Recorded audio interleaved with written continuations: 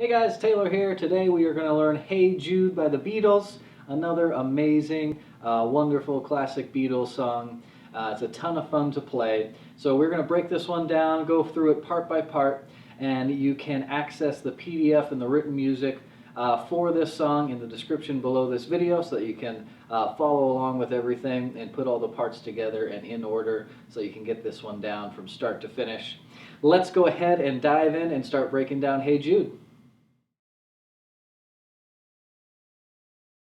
Alright guys, let's take a look at Hey Jude. We're going to start with the verse, one of the greatest Beatles songs ever. It's a ton of fun to play. We're going to play this with capo on the 3rd fret, and that's going to be really important, so throw that capo on, otherwise all of this is going to sound very wrong. And the reason we're going to use capo on 3 is because it's going to allow us to have some easier chords to work with and still play in the same key as the original recording. So if we were to play this song in the same key without the capo, we'd end up with a lot more bar chords. So we're going to add the capo to the 3rd fret, and that's going to give us some easier chords to play while still remaining in the same key of the song. So let's start by just going over what chords we need for this part of the song, which is the verse. So we're going to start with a D chord. You can follow those chord charts on screen for the exact finger placement. Then we're going to move to an A chord. And then we are going to do an A7 chord. So just a real quick explanation on A7. It's basically an A chord, just without your finger on the G string. So some of you might hold your A chord a little differently than I am. You might use different fingers or different arrangement of fingers. That's okay. Basically, it's just a regular A chord without holding down that G string so that you have an open G right there in the middle. All right, and then the last chord we need for the verse is just a G chord. So those are the 4 chords we need for the verse of this song. Let's put it in order now. So all of these chords are going to be played for 1 measure each, which just means 4 beats each. And the way we can play that is just by doing 4 down strums. So let's start with D, and I'll call out the chords as we go. So we're going to start with D for 4 down strums. 1, 2, 3. We're moving to A for 4 down strums. A7 now for 4 strums.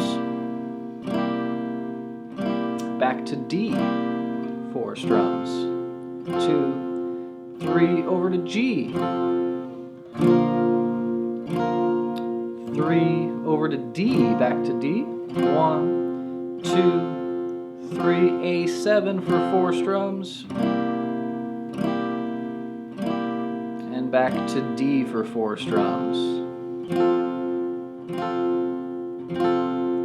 Alright, and that's the verse of the song. So we repeat that a couple times, but basically we want to just be doing 1 measure per chord in that order. And remember, all this is written out for you in the PDF in the description below this video as well. But that is how we're going to play the verse, and I would suggest just doing 4 strums per chord to get started and just get those chord transitions sounding nice and smooth. And once you've got 4 chords, 4 strums per chord down, that's when you can start adding in some more strumming. For this song, the strumming does change quite a bit. It's never quite the same throughout the song. It kind of shifts around. So what I would suggest to you is to actually kind of do your own thing in terms of the strumming, where you can add in different patterns or upstrums. Your main goal, though, is just to make sure that you always do the right amount of beats. So for example, if I'm playing that verse and I'm adding some strumming, I'm always going to still make sure that I'm only doing 4 beats per chord. So we've got D to start, 1, 2, 3, 4, A. Now I'm adding some extra strumming, but I'm just staying within that 4 beats per chord still. D, 2, 3, 4. So kind of add your own rhythmic strums, but stay within that format and make sure you're changing chords at the right time. All right, so that does it for the verse of the song. Let's take a look at the chorus. All right, let's take a look at the chorus for Hey Jude. So we got a couple new chords to introduce here. So let's just go over the chords we need. To get started, we're going to be starting with a D7 chord. So use that chord chart on screen to get the exact fingering. I like to think of this one as kind of a backwards D. So here's your regular D. And essentially, you're rearranging your fingers a bit, but essentially you're just taking this note, the 3rd fret of the B string, and you're changing that over to now being the 1st fret of the B string. And the other 2 notes are the same, you just have to switch fingers around to hold them. So there's our D7 chord. And right now we're just going to go over the chords that we need. So there's D7. Next we need a G. Next we're going to need a B minor. So this one's a little tough. The standard way to do this is a bar chord. So what you would do is bar the 2nd fret, and when I say 2nd fret, I mean 2nd fret away from the capo in this case. You would bar the 2nd fret from the A string down, so you'd bar 5 strings, A, D, G, B, and E. And you're holding that with your index finger, and then with these other 3 fingers you're going to form an A minor chord shape. So that would mean 2nd finger goes to the 3rd fret of the B string, pinky will go to the 4th fret of G, and ring finger will go to the 4th fret of your D string. So that's a little bit tough in some cases. If you can do that chord, great. Do it. Let me also show you guys a little bit of an easier version if that's a little too tough right now. So an easier way to play B minor, you're going to do 1st finger on the 2nd fret of the high E string, 2nd finger on the 3rd fret of the B string, and ring finger on the 4th fret of G, and then you can use open D as kind of your bass notes. You're going to strum 4 strings there, open D, 4th fret of G, 3rd fret of B, 2nd fret of the high E. That's a really great substitute to make your B minor chord a little bit easier if that's tough for you right now. So you've got 2 options with your B minor chord. Next chord we're going to need is an E minor. Nice easy chord. 2nd fret of the A string, 2nd fret of the D string, everything else open. We're going to need an A7 again, just like the verse of the song. So you can hold these with whatever fingers you want, but essentially an A7 is just an A chord without a finger on the G string, so with an open G right in the middle there. And that's all the chords we need for the chorus. So now let's put that all together. So we're going to start with our D7 chord, and we're going to do 1 measure of D7, which is going to be 4 strums, and then after we get past that D7, we have a couple sections where we're just going to do half a measure per chord, which just means 2 strums per chord. So I'll show you what I mean here. So D7, we're going to start with 4 strums, 2,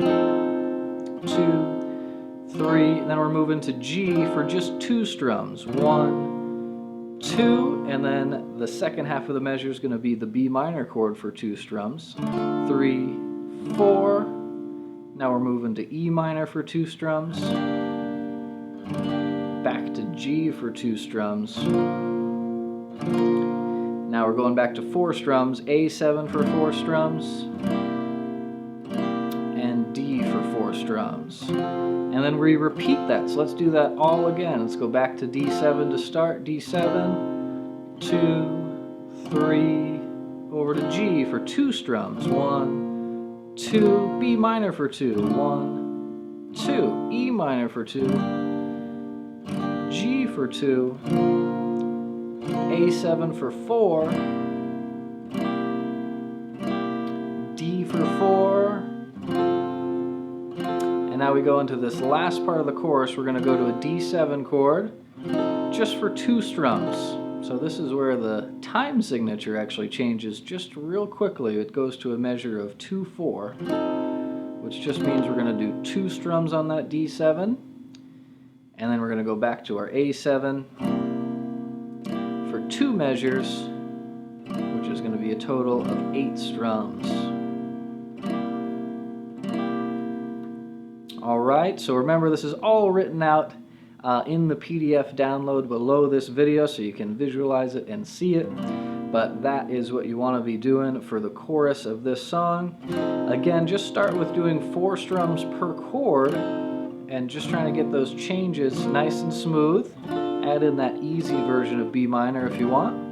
But just make sure you can change chords in there, do 4 strums per measure. And then once you feel comfortable changing all those chords, you can add in some extra strumming.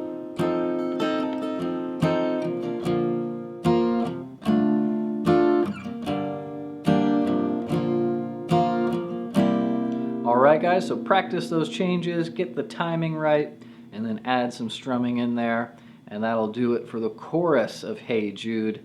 Let's keep working on the next part now. Alright guys, so last part of the song we're going to talk about the outro, the na na na part. It's going to be pretty easy. I just want to mention one thing. There's this one extra measure that kind of transitions into this part of the song. So before they get into that na na na part, they're playing the verse of the song, which is when we started on D. And we went to A. I'll just recap that real quick. And then A7. So this is the verse. This is the last verse before the na na na part. Here's G, D for 4 beats, A7, back to D, and that would be the normal verse. And what they do is they just add one more measure of D. So once you're done with that last measure of D on the normal verse, just add in one more measure, aka 4 more beats of D. So just 1, 2, 3, 4. So you just got an extra D in there, and then it goes into the outro of the na na na part, which it does for the rest of the song, which is just going to be 3 chords: D, C, G, and back to D. So that's 1 measure each, aka 4 strums each. So we're going to do D for 4 strums, 2, 3, 4, C for 4 strums, 2, 3, over to G, and over to D. And now you're just going to keep repeating this. Quick note though, the progression ends on D and it also starts on D. So as you repeat it, you'll end up doing 8 total strums of D as you loop it and cycle it around. So let me do that, a quick example of that for you. So here's the first time we start on D. 1, 2, 3, 4, C, 2, 3, over to G. And then we're going to go back to D. That's the last measure, that's the end, and now here's the beginning. We restart on D. 1, 2, 3, 4, so we do 8 total strums of D there as we loop that progression. And you're just going to do that all the way to the end of the song. They just keep repeating it. So start off with just doing 4 strums per chord to get those changes down, and then you can add in that strumming. Again, my suggestion is to kind of do your own thing in terms of the strumming because it changes a lot during the song, but just make sure you're staying within those 4 beats per chord. 1, 2, 3, 4, 1, 2, 3, 4. I'm adding some strumming, but I'm staying within 4 beats per chord. That's your most important task. Play the chord for the right amount of time. If you just want to stick with 4 down strums, totally fine. If you want to add in some strumming, awesome. Alright guys, that does it for Hey Jude. You can get that PDF in the description for the format of the song and everything written out for you. Awesome job. Awesome job guys, that's everything you need to know for Hey Jude. Those are all the parts. Now what you want to do is access the written music PDF in the description below this video so that you can see all the parts in order and play the song from start to finish. And then once you feel pretty comfortable with those chords and you understand the parts, I would recommend that you click the other link in the description, which will take you to a jam track for this song where you can play along with the recorded version with the chords and lyrics on screen so you can really get this one down and get it up to tempo. So have fun with that, keep on practicing, and I will see you guys next time.